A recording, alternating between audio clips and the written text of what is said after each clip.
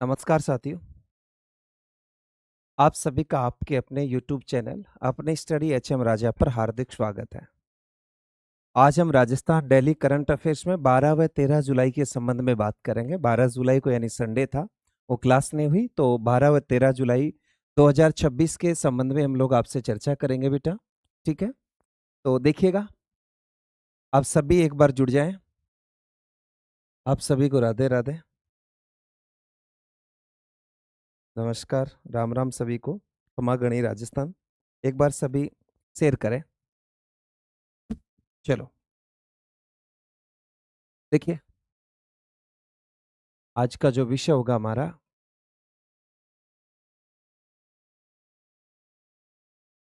यहाँ पर चर्चा कर रहे थे 12 व 13 जुलाई सुजय सार, इस पर हम लोग आपसे चर्चा करने वाले हैं, सुजय सार पर। ठीक है,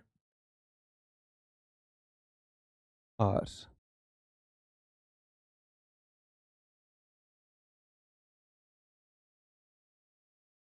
देखिए 12 और 13 जो है सुजय सार के बात में बात करें। सबसे पहली बात है बेटा, बीकानेर में क्लाइमेट व green house gas reference station की क्या की गई है स्थापना। राजस्थान के बीकानेर जिले के अंदर क्लाइमेट व green house gas reference station की स्थापना की गई है। इसके विवरण में लिखा है कि पर्यावरण और जलवायु परिवर्तन के सटीक वैज्ञानिक अध्ययन के लिए बीकानेर में देश का अग्रणी क्लाइमेट व green house gas reference station स्थापित किया जा रहा है। तो ये कहाँ पर स्थापित किया जा रहा है? तो ये राजस्थान के बीकानेर में स्थापित किया जा रहा है, ये ध्यान रखना। तो बीकानेर में क्लाइमेट व ग्रीन हाउस गैस रेफरेंस की क्या की गई है? स्थापना की गई है, ध्यान रखना। नेक्स्ट देखिए, इसका क्या महत्व रहेगा बेटा, ध्यान रखना इसका महत्व। इसके महत्व पर कहा गया कि यह स्टेशन राज्य और देश के उत्तर पश्चिमी में ग्रीन हाउस गैसों के उत्सर्जन और वायुमंडलीय बदलाव, ग्लोबल वार्मिंग के प्रभावी वास्तविक समय में निगरानी करेगा। वास्तविक समय पर ये क्या करेगा? निगरानी करेगा, ये इसमें बताया गया। तो वास्तविक समय या रियल टाइम में निगरानी करेगा। यह स्टेशन राज्य देश के उत्तर पश्चिमी हिस्से में, कौन से हिस्से में था? उत्तर पश्चिमी हिस्से में ग्रीन हाउस गैसेज हैं उनके उत्सर्जन पर काम करेगा। ठीक है, अगला पॉइंट देखिएगा।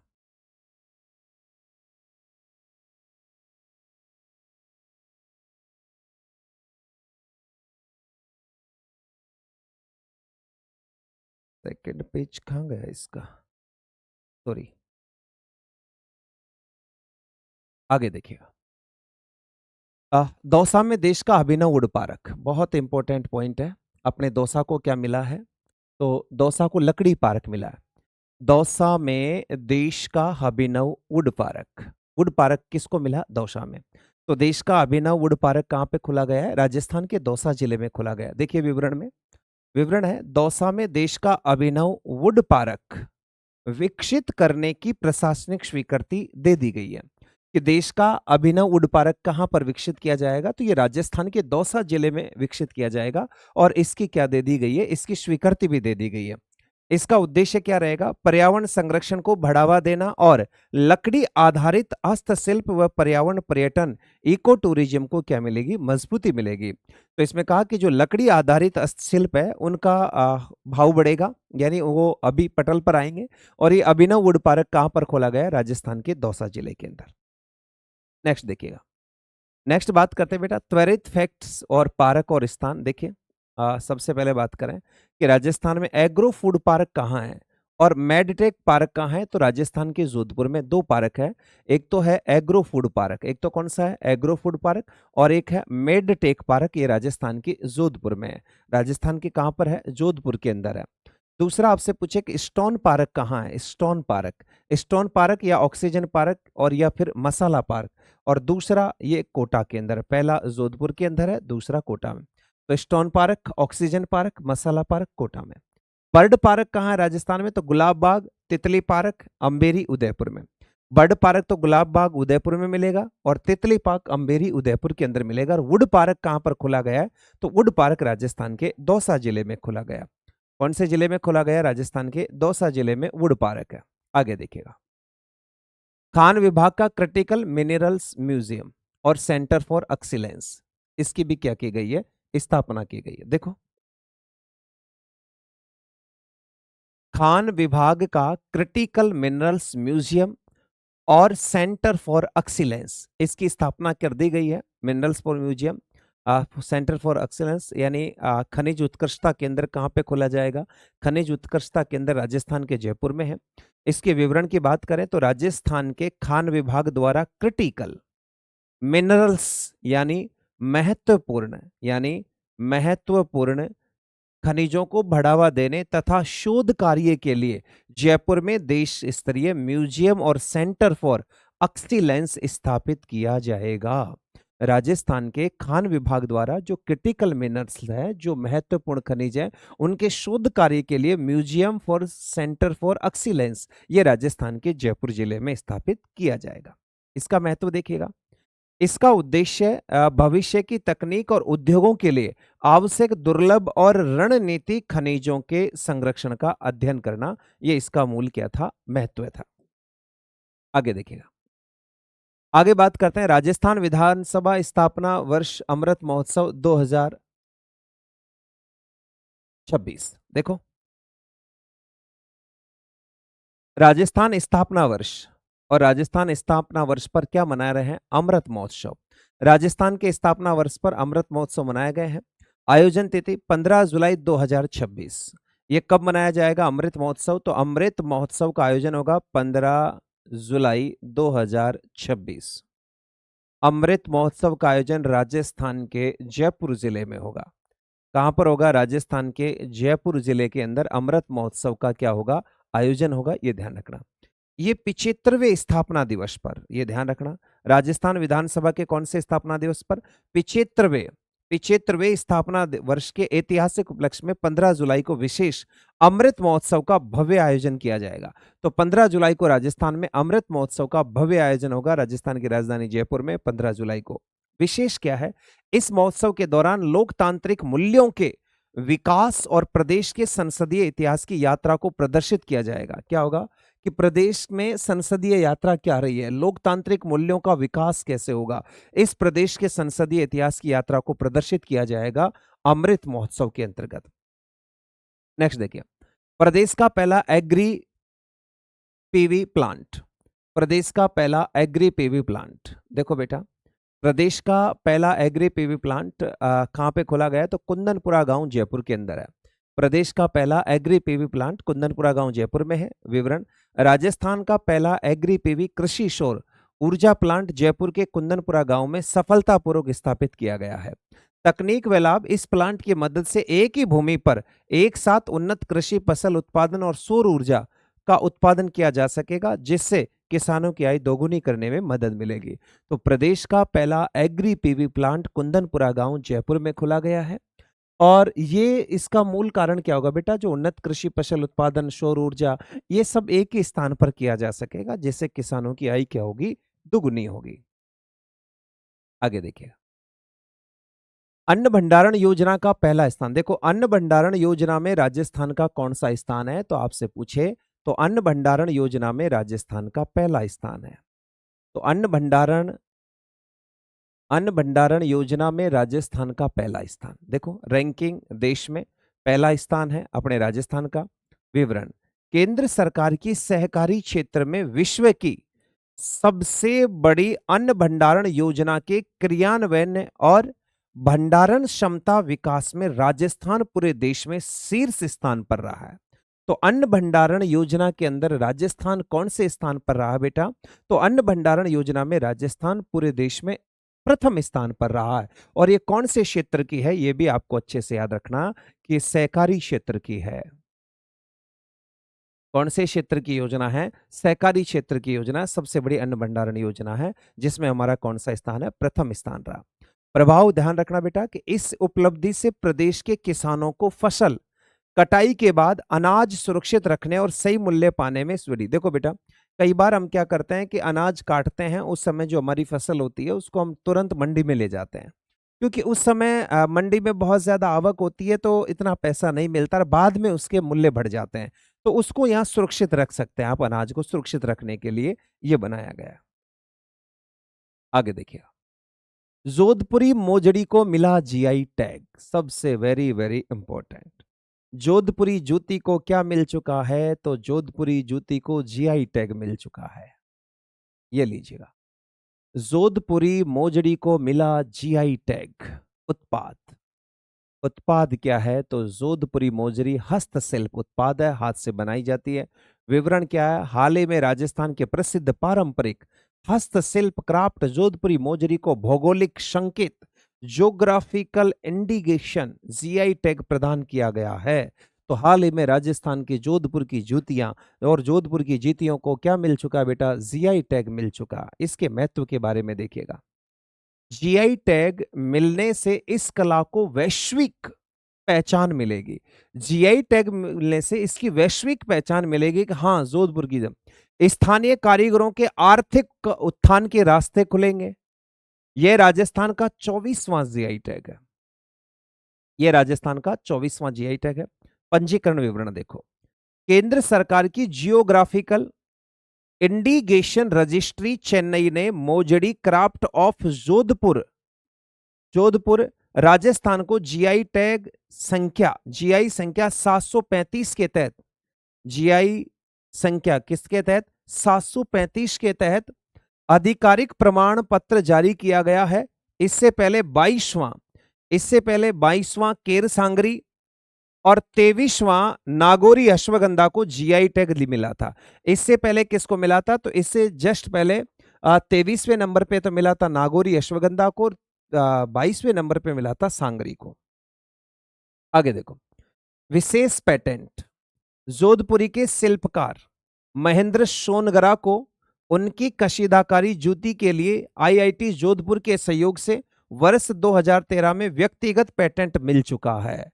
ये महेंद्र सोनगरा ये जूतियां बनाता बेटा, और ये जूतियां बनाता, इनकी जो जूतियां हैं वो कशीदाकारी के लिए फेमस है। बाकी तो बहुत सारी है, कशीदाकारी के लिए। और इसने अपनी जूतियों का पेटेंट करवा लिया आईआईटी जोधपुर के, उसमें 2023 में उसको पेटेंट मिल चुका था। आगे देखो, 22वां केर सांगरी है 2025 में, नागौरी अश्वगंधा जनवरी 2026 में, और 24वां जोधपुरी जूती जुलाई 2026 में। जनवरी 26 में नागौरी अश्वगंधा को मिल चुका था। किसको मिल चुका था? नागौरी अश्वगंधा को उसमें मिल चुका था। तो ये 22वां केर सांगरी है 25 में, 23वां नागौरी अश्वगंधा है जनवरी में। इधर देखिए, ये मैं लिस्ट लेकर आया हूं आपको। देखो कब कब किसको मिला, ये थोड़ा सा आपको देखना होगा। देखो कब कब किसको मिला, ये थोड़ा सा आपको देखना होगा। राजस्थान के सभी जीआई टैग की मैं ये लिस्ट ले आया हूं आपको, कई बार इसमें से पूछा जाता है। देखो पहला किसको मिला था? कोटा डोरिया को मिला था। सबसे पहले जो कोटा डोरिया की साड़ी है, राजस्थान का पहला जीआई टैग कब मिला था? तो राजस्थान का पहला जीआई टैग 2005 में, कोटा डोरिया की साड़ी, पहला जीआई टैग 2005 में। दूसरा जीआई टैग किसको मिला था? तो दूसरा जीआई टैग आपकी ब्लू पोट्री जयपुर को मिला था 2008 में। जयपुर की ब्लू पोट्री को 2008 में मिला था। बगरू का हैंड ब्लॉक प्रिंटिंग को जयपुर में 2009 में दिया गया। सांगानेरी हैंड ब्लॉक को जयपुर में 2010 में दिया गया। बीकानेरी भुजिया, ये कभी पूछे तो बीकानेरी भुजिया को 2010 में दिया गया था। बीकानेरी भुजिया को 2010 में दिया था। पहला कोटा डोरिया की साड़ी 2005 में दिया गया था, ये ध्यान रखना। बीकानेरी भुजिया 2010 में है। मकराना का मार्बल को भी जीआई टैग मिल चुका था 2015 में। जो मकराना का सफेद मार्बल है उसको भी जीआई टैग मिल चुका था। कठपुतली जो जयपुर उदयपुर की फेमस है, 2016 में कठपुतली को भी दे दिया गया था। थेवा कला प्रतापगढ़ को भी 2016 में जीआई टैग मिल चुका था। मोलेला वर्क राजसमंद को भी 18 में दे दिया गया था। पोखरण की पोट्री, देखो बेटा पोखरण की जो मिट्टी है उसे जैसलमेर में, उसको भी 2021 में ब्लू पोट्री मिल चुकी। ये देखो आपकी सोजत की मेहंदी पाली को भी बेटा जीआई टैग दिया गया है, ठीक है। और नाथ द्वारा की पिछवा या पेंटिंग को भी 2022 में क्या दे दिया है? जीआई टैग दे दिया गया। इसके बाद में जीआई टैग और किसको दिया गया? तो इसके बाद में देखो जोधपुरी बंदेज या जोधपुरी सापे के बारे में बात करें तो जोधपुरी सापे को भी 2022 में दिया गया है। उदयपुर की कोप्तगिरी को भी 2023 में। बीकानेर की उस्ताकला को 2023 में। बीकानेर की कसीदाकारी है बीकानेर को 2023 में। फुलकारी संयुक्त पंजाब हरियाणा राजस्थान ये 2023 में दिया गया। मोलेला वर्क का लोगो, देखो ये पहले दे दिया था मोलेला को, यहाँ एक केवल लोगो को मिला है। देखो लोगो मोलेला के वर्क को 2024 में लोगो जो इसका पहचान था उसको। ब्लू पोट्री को 2008 में मिला, मगर ब्लू पोट्री का जो लोगो है उसको 2024 में मिला है। कठपुतली के लोगों को भी मिल चुका है 2024 में। कई बार आपसे पूछे ना कि किस किस के लोगों को ये मिला है, तो मोलेला के लोगों को भी मिल चुका है, इसके लोगों को मिल चुका है, ब्लू पोट्री के लोगों को मिल चुका है, कठपुतली के लोगों को मिल चुका है। कोटा डोरिया का जो लोगो होता है, लोगो जानते हो जैसे देहरादून क्लासेज का लोगो है डीसी वैसे। और केर सांगरी राजस्थान 2025 में मिला, नागौरी अश्वगंधा 2026 जनवरी में मिला। और 24वें नंबर पे आपकी जोधपुरी जूती जो जुलाई 2026 में। इस प्रकार के ये राजस्थान के टोटल कितने हो गए थे, तो ये राजस्थान के टोटल हो गए थे। एक ये देखिए, अंडर 23 नेशनल सीनियर कुश्ती चैंपियनशिप हुई। अंडर 23 नेशनल सीनियर कुश्ती चैंपियनशिप 2026 का आयोजन भारतीय कुश्ती संघ WFI द्वारा 10 से 12 जुलाई 2026 तक हरियाणा के रोहतक स्थित महर्षि दयानंद विश्वविद्यालय में किया गया। तो हाल ही में अंडर 23 नेशनल सीनियर कुश्ती चैंपियनशिप का आयोजन हरियाणा के महर्षि दयानंद विश्वविद्यालय के अंदर किया गया। आगे देखो, इसमें प्रथम स्थान हरियाणा का रहा है। घरेलू मैदान पर खेलते हुए हरियाणा के पहलवानों ने शानदार प्रदर्शन किया। और पुरुष, ये ध्यान रखना, किसमें, पुरुष फ्री स्टाइल मुकाबले में हरियाणा 10 पदक, पुरुष में 4 स्वर्ण और 2 रजत और 4 कांस्य जीतकर अंक तालिका में पहले स्थान पर रहा। यह ध्यान रखना। दूसरे स्थान पर सर्विसेज रही है, स्पोर्ट्स कंट्रोल बोर्ड होती है, इसमें 5 पदक जीते हैं। तो दूसरे स्थान पर सर्विसेज रही है, पहले स्थान पर हरियाणा रहा। तीसरे स्थान पर कौन रहा पुरुष में, तो तीसरे स्थान पर पंजाब की टीम चैंपियनशिप रही। यह ध्यान रखना। एक तो पुरुषों की और दूसरी किसकी हुई थी, महिलाओं की। ठीक है, पुरुषों में तो अपना कोई स्थान ही नहीं है, राजस्थान का कोई स्थान ही नहीं है पुरुषों में। तो महिलाओं ने थोड़ी बाजी रखी। महिला फ्री स्टाइल टीम अंक तालिका में प्रथम स्थान, तो दोनों में कौन आ रहा है, हरियाणा आ रहा है। ये ध्यान रखना, दोनों में कौन आ रहा है, तो दोनों में हरियाणा आ रहा है। ये आपको अच्छे से ध्यान रखना। यहां अगर बात करें महिला के अंदर, तो पहले नंबर पे तो कौन था महिलाओं में, पहले नंबर पे तो हरियाणा ही था। रैंक 1 पे तो हरियाणा ही है, महिला हो चाहे पुरुष हो, दोनों में हरियाणा पहले नंबर पे। तो दूसरी रैंक आपके महाराष्ट्र को मिली है। द्वितीय स्थान लगातार बेहतरीन अंकों के साथ उप विजेता रहा। तीसरा स्थान किसको मिला, तो तीसरा स्थान एक तो उत्तर प्रदेश को और एक राजस्थान को। तो यूपी की आधिकारिक रैंकिंग तीसरे स्थान पर है, जबकि राजस्थान RSW 113 अंकों के साथ तीसरे स्थान की ट्रॉफी की विजेता बनी। यानी उत्तर प्रदेश और राजस्थान दोनों ही तीसरे स्थान पे रहे हैं इसमें, यह भी ध्यान रखना। उत्तर प्रदेश को तो लगभग 118 अंक मिले और हमको लगभग 113 अंक मिले। तो महिला के अंदर तो हमारा तीसरा स्थान है, पुरुषों में हमारा कोई स्थान नहीं है, यह ध्यान रखना। यह अंडर 23। तो इस प्रकार से तो ये हम उस पर बात कर रहे थे।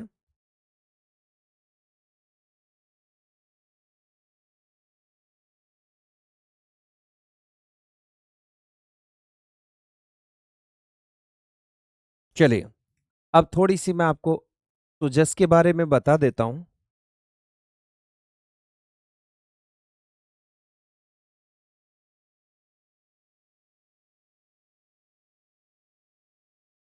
चलिए, ये सुजस आपकी,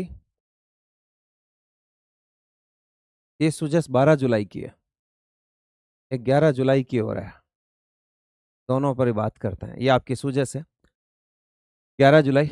सड़क तंत्र, रेल नेटवर्क, नए एयरपोर्ट्स से विकास की नई उड़ान भर रहा है राजस्थान। ये आपकी सुजस है। मुख्यमंत्री पौधारोपण जगह जगह, भव्य स्वागत। किसान, मजदूर, महिला और युवा वर्ग का हो रहा है सर्वांगीण विकास। राजस्थान के जल भविष्य सुरक्षित करने की दिशा में राम सेतु जल परियोजना का ऐतिहासिक पहल। ये राम सेतु जल परियोजना बन रही है बेटा, ठीक है। इसका पूरा ये फोटो देख सकते हो, राम सेतु लिंक परियोजना, ये बांध वगैरह इस पे, ठीक है। परियोजना दृष्टि अंतरिक्ष समन्वय महत्वपूर्ण उदाहरण। राम सेतु लिंक परियोजना हो रही है साकार, पूर्वी राजस्थान में जल क्रांति का होगा सूत्रपात। ये बांध बन रहे हैं देखो। परियोजना में प्रमुख घटक, ये नवनीरा बैराज, 17 जिलों को 3.25 करोड़ आबादी लाभान्वित होगी MS साल। चलो, इसमें सबसे इंपॉर्टेंट आपके लिए जो है वो ये है, सुजस के 5 प्रश्न देखो। हाल ही में जुलाई 2026 में 128 देशों के समूह वाले इंटरनेशनल सोलर अलायंस के साथ फ्रेमवर्क फॉर एक्शन पर हस्ताक्षर करने वाला राजस्थान देश का पहला राज्य बन गया है। सॉरी, कौन सा राज्य बन गया है, तो उत्तर तो मैंने ही बोल दिया आपको, कौन सा राज्य बन गया है? पहला राज्य बन गया, ये ध्यान रखना। हमने जो इंटरनेशनल सोलर अलायंस के साथ जो फ्रेमवर्क पर हस्ताक्षर किए थे, वो राजस्थान पहला राज्य बन गया। दूसरा देखो, सरदार सरोवर। सरदार सरोवर परियोजना की निर्माण लागत और नर्मदा अवार्ड के लंबित भुगतान के वन टाइम सेटलमेंट हेतु हाल ही में किन राज्यों के मध्य ऐतिहासिक समझौता हुआ? किन राज्यों के मध्य ऐतिहासिक समझौता हुआ? तो ये बात मैंने आपको पढ़ा दी बेटा। इसमें कौन कौन से राज्य है? देखो, राजस्थान है, गुजरात है, महाराष्ट्र है और मध्य प्रदेश है। तो इसका राइट आंसर बी होगा, चारों राज्यों के बीच में हुआ है। प्रश्न संख्या 3, सड़क परिवहन एवं राजमार्ग। सड़क परिवहन एवं राजमार्ग मंत्री ने पूर्व प्रस्तावित चंबल एक्सप्रेसवे हाईवे का नाम बदलकर क्या रखने की घोषणा की है? जो आपका चंबल एक्सप्रेसवे हाईवे था ना, उसका नाम बदल दिया। वेरी वेरी इंपॉर्टेंट है, ध्यान रखना। क्या नाम रखा? महाराणा प्रताप एक्सप्रेस, श्यामा प्रसाद मुखर्जी एक्सप्रेस, अटल एक्सप्रेस या वीर सावरकर एक्सप्रेस? जल्दी से फटाफट, इतना टाइम थोड़ी लगता है यार। बिल्कुल सी, अटल एक्सप्रेस होगा वो, अटल एक्सप्रेस, ये मैंने पढ़ा दिया आपको, अटल एक्सप्रेस। राजस्थान कृषि विभाग ने हाल ही में जुलाई 2026 में कितने संगठनों के साथ ऐतिहासिक एमओयू किया? क्या बात है, अभी जुलाई 2026 में कुल कितने संगठनों के साथ ऐतिहासिक एमओयू किया है? 21, 25, 32, 50? जल्दी से फटाफट। बिल्कुल 32 के साथ एमओयू किया, राइट आंसर सी होगा। ये प्रश्न आपका एक जरूर पूछा जाता है। पंचगौरव योजना में एक जिला एक उत्पाद के तहत अलवर जिले का उत्पाद क्या है? अलवर जिले, देखते ही रत्न आभूषण नहीं है, कृषि आधारित नहीं है, लकड़ी आधारित नहीं है, तो automobiles parts, right answer B होगा इसका। क्या होगा राइट आंसर? बी। तो दो सुजस है, क्योंकि हमारी शनिवार की है एक तो, और एक संडे की है। तो ये और बता देता हूं एक आपको, ये 12 जुलाई देखो, जन सेवा में समर्पित अधिकारी एवं कर्मचारी सुशासन के आधार स्तंभ है। नए पदों के सृजन सचिवालय में, ये मुख्यमंत्री जी की बात चल रही है। 310 करोड़ रुपए की परियोजना शहरों की तस्वीर बदलेगी। Zero dump site, zero dump site मुख्यमंत्री भजनलाल शर्मा के नेतृत्व में राष्ट्रीय लक्ष्य को मिल रही है गति। 75 लाख घनमीटर पुराने कचरे से मिलेगी मुक्ति। वेस्ट प्रोसेसिंग प्लांट, 152 इकाइयों का स्वच्छ भारत मिशन शहरी 2.0 के लक्ष्यों का बल मिलेगा। सम्मान नागरिक संहिता इस समय चल रही है राजस्थान में। ये ग्रामीण शिविर लग रहे हैं आपके, ये आओ, आ जाओ। पहला प्रश्न है, विद्युत मांग का सटीक आकलन करने नेटवर्क की बेहतर योजना के लिए राजस्थान के किस विद्युत वितरण निगम लिमिटेड में एआई द्वारा डिजिटल ट्विन तकनीकी पर आधारित पायलट परियोजना शुरू की जाएगी? बताइए। ये मैंने आपको ऑलरेडी पढ़ा दिया, मगर आपने पढ़ रखा है, तो सुजस ने वही पूछा है जो मैंने आपको पढ़ाया। तो इसका राइट आंसर क्या होगा? इतना टाइम नहीं लगना चाहिए ना यार। शाबाश, अजमेर विद्युत निगम लिमिटेड, इसका राइट आंसर क्या होगा? इसका राइट आंसर बी होगा। प्रश्न संख्या 2 देखो, नर्मदा जल विवाद प्राधिकरण द्वारा किस वर्ष में अवार्ड पारित कर राजस्थान, मध्य प्रदेश, गुजरात और महाराष्ट्र के मध्य जल का ऐतिहासिक आवंटन किया गया था? यानी इनके बीच में ये जल का बंटवारा कब हुआ था? 69 में, 73 में, 79 में, 85 में? और इसका आंसर होगा 79 में। तो इनका बंटवारा 79 में हो चुका था। ये देखो बेटा, अगला प्रश्न है कि कर संग्रहण प्रणाली में पारदर्शिता लाने के लिए फेसलेस स्क्रूटनी लागू करने वाला राजस्थान देश का कौन सा राज्य बन चुका है? फेसलेस स्क्रूटनी, ये मैंने अभी बताया था, कल परसों ही पढ़ा था। तो फेसलेस स्क्रूटनी लागू करने वाला राजस्थान कौन सा राज्य बन चुका है? पहला। इसका राइट आंसर क्या होगा? पहला। एक ये प्रश्न बहुत ज्यादा आता है, दिल्ली मुंबई एक्सप्रेसवे से कनेक्टिविटी को बेहतर बनाने के लिए हाल ही में राजस्थान के किस वन्य जीव अभ्यारण्य को बाईपास करते हुए NH 52 से एक नया 8 लेन लिंक रोड बनाने की घोषणा कर दी गई है। तो आपको पता है वो Mukundra life sanctuary, world life sanctuary Mukundra जो कोटा के अंदर है, उसको बचाने के लिए ये काम किया गया। और आज का 5वां प्रश्न, पंचगौरव योजना में एक जिला एक उत्पाद के तहत दौसा जिले का उत्पाद क्या है? अरे यार, ये तो आपको बताना ही होगा ना, दौसा जिले का उत्पाद क्या है? बीकानेरी नमकीन, सरसों का तेल, पत्थर के उत्पाद, लकड़ी के शिल्प। जल्दी से फटाफट, दौसा में किसका काम होता है इनमें से? दौसा में किसका काम? बिल्कुल सिकंदरा के आसपास देखा होगा आपने, सी, पत्थर के उत्पाद होंगे। Right answer C. अब मैं आपको 5 प्रश्न वो बताता हूं जो मैं आपको शनिवार को पढ़ा के गया हूं, उनके उत्तर तो आपको देने ही पड़ेंगे। ये 11 जुलाई के 5 MCQ प्रश्न है। देखो, देखते ही बता देना। भारत औद्योगिक विकास योजना भाव्य के तहत राजस्थान के कितने जिलों में औद्योगिक हब के रूप में, राजस्थान के कितने जिलों को औद्योगिक हब के रूप में विकसित किया जा रहा है के लिए चुना गया है? कितने जिलों को चुना गया है?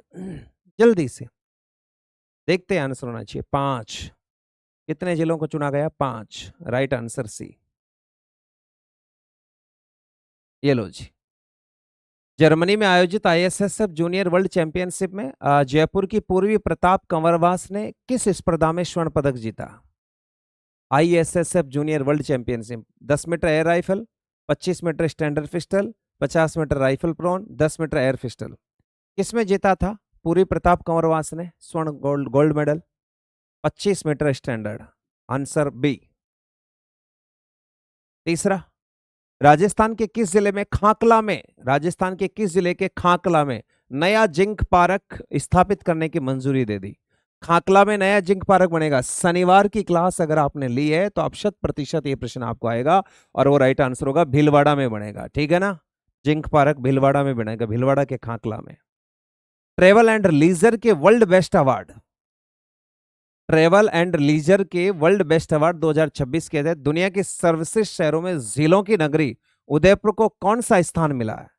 ट्रेवल एंड लीजर के वर्ल्ड बेस्ट अवार्ड 2026 के तहत झीलों की नगरी उदयपुर को कौन सा स्थान मिला? तो झीलों की नगरी उदयपुर को कौन सा मिला बताओ? 5वां, 10वां, 12वां, 15वां?